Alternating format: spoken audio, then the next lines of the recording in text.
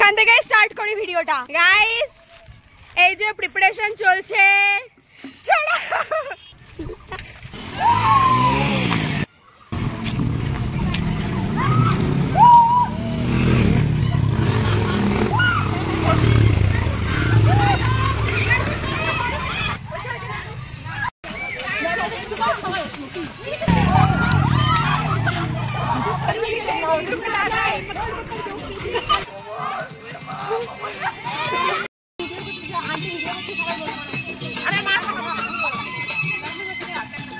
জলপ্রপাতে স্নান করতে যাচ্ছি।